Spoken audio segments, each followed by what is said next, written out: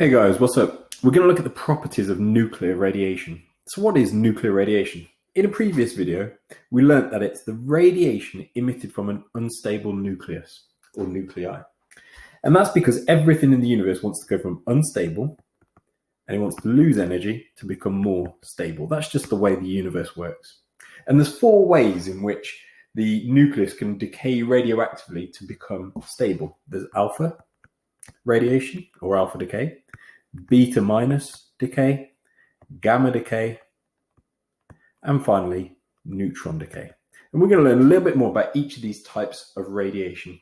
By radiation, we just mean a particle or electromagnetic wave that are emitted from this unstable nucleus to become stable. By giving off these particles or these waves, it means that the nucleus is losing energy in its bid to become stable. So a really important thing to know about all these forms of radiation, alpha, beta, gamma, and neutron radiation, is that they are forms of ionizing radiation. And you often see this symbol here, it's in black and yellow to warn you, and that's because they're actually all very dangerous. What do we mean by ionizing radiation? It simply means that if you've got some radiation coming in and it hits some electrons in an atom, it can knock the electrons off. So ionizing radiation simply means that when radiation comes in, it's got enough energy to cause the emission of electrons from an atom. And that gives this atom a charge. This atom will now gain a positive charge because it's lost an electron. And an atom with a positive charge is now called an ion. Hence why it's called ionizing radiation, because it's got this ability to make ions by knocking off electrons. So why is that dangerous?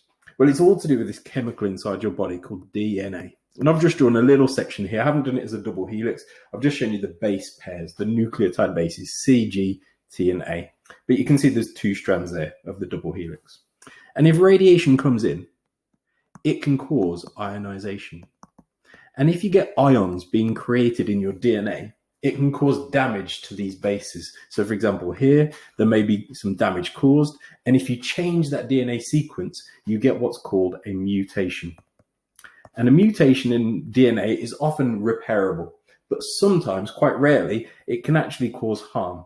And that mutation may lead to something known as cancer, which is uncontrolled cell division, or it can even cause cell death. And if you have prolonged exposure to radiation, you increase your risk of mutations, which increases your risk of cancer or radiation poisoning, which is literally where the cells have so much radiation damage that they die.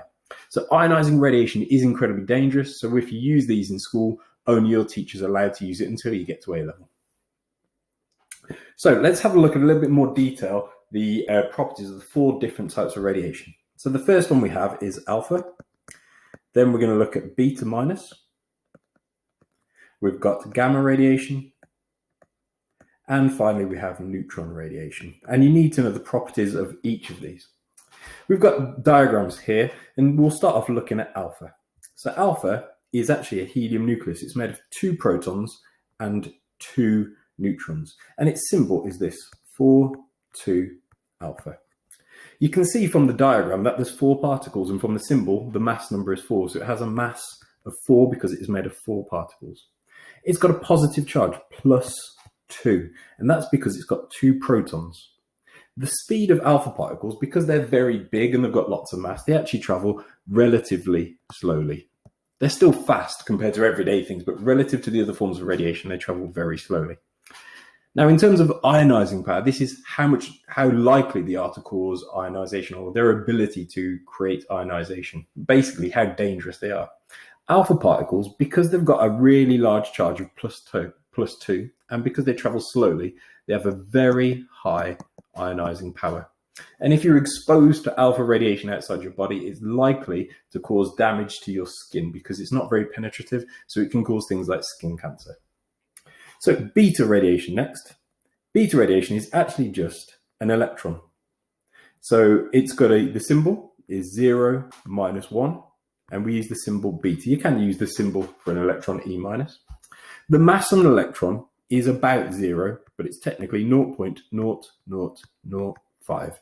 So beta particles are really, really, really light because they are just electrons. You should know that electrons have a charge of -1. And because electrons are so light, they're actually able to travel incredibly quickly when they're emitted from a nucleus. So they have a high speed relative to alpha particles. They have a -1 charge, but because they travel very fast, they don't have time to interact and have time to create ions. So the ionizing power is a little bit lower than alpha particles. So we'll say that they've got medium ionizing power. They're actually a little bit more penetrative, and we'll look at that next. So they're able to penetrate more into your body when they're outside. So they'll cause more damage than just your skin like we saw with alpha. Okay, gamma radiation is a little bit different because gamma radiation is not a particle. It is an EM wave. It's a very short wavelength, high frequency and high energy electromagnetic wave that's emitted from the nucleus. And the symbol for it is 0, 0, and we use this Greek letter gamma. Because it's a wave, it has no mass and it has 0 charge. The speed of gamma rays is the same as all electromagnetic waves, and it's actually the speed of light. So it's incredibly fast. In fact, nothing in the universe can travel faster than gamma rays or any other form of EM radiation. And the actual speed is 3 × 10⁸ meters per second. That's 300 million meters per second, incredibly quick. Because gamma rays have 0 charge and travel so incredibly quickly, they actually have a relatively low ionizing power. They're able to penetrate further into your body, so it's still dangerous, but they actually don't cause as much ionization, so cause less damage to your DNA compared to beta and alpha. The final form of radiation is neutrons, and this is added to the GCSE just the past few years, and you do need to know about it. So neutrons, the symbol is 1, 0, neutron. They have a mass of 1, but because they're neutrons, they have 0 charge. They're neutral. Their speed, they can actually have a range. So I'm going to call them medium. Some of them can be faster and some could be slower, but they're nowhere near as fast as beta or gamma. The ionizing power in this case is also low for neutrons, and that's because once again, they have 0 charge. They're less likely to cause ionizations compared to alpha and beta. You do really need to learn these properties of all the different types of radiation off by heart. So keep practicing it and going over it. The next thing you need to know about the types of radiation, and in this case, we're just going to look at alpha, beta, and gamma, is what's known as the range and penetration power of these 3 types of radiation. And we'll look at this in a practical video soon. So we need to know about the range. If you have alpha, beta, and gamma in air, they can each travel different distances. Alpha particles can travel about 5 centimeters in air, and beta particles can travel 30 centimeters, so they can travel quite a bit further. And gamma rays have an infinite range. Basically, they can travel incredibly long distances. Now let's have a look at penetration power. We can absorb and we can stop these different types of radiation using different materials.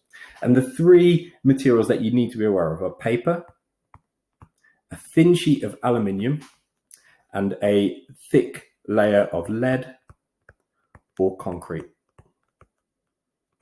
So first of all, alpha is stopped by paper. And this is because alpha has such a high ionizing power. When it causes ionizations, it loses all of its energy, so it can't penetrate very far. So it's able to be stopped by something such as very thin sheets of paper. If you've got beta particles, we've seen that they are not as ionizing as alpha particles. Therefore, they're more penetrative. So they can pass through paper, but they get absorbed by a thin sheet of aluminium.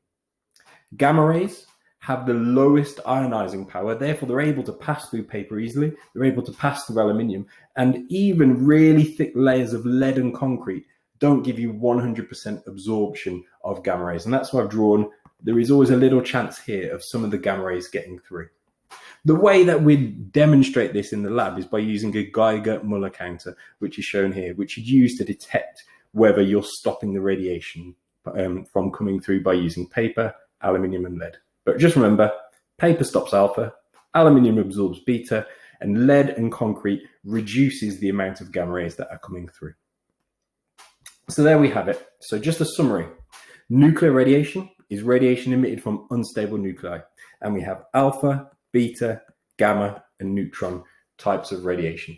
You need to learn this table off by heart. So you need to know what the forms of radiation are, the symbol, the mass, charge, speed, and ionizing power. Really important, and it comes up a lot in the exams, is the range and penetration. So alpha travels 5 centimeters and is stopped by paper. Beta travels 30 centimeters and is stopped by aluminium. Gamma has an infinite range and can be absorbed by thick lead or concrete. And finally, why these types of radiation are so very dangerous? It's because they are ionizing. What do we mean by ionizing? It's simply that the radiation types can knock electrons off atoms. And this is really dangerous because if this radiation gets inside your body, or you are irradiated by a source of radiation, then the ionization can damage DNA, which can cause mutations and can cause cancer. So ionizing nuclear radiation is very dangerous, but they also have lots of uses, which we'll look at in another video. That's it. Thanks for listening. See you all soon.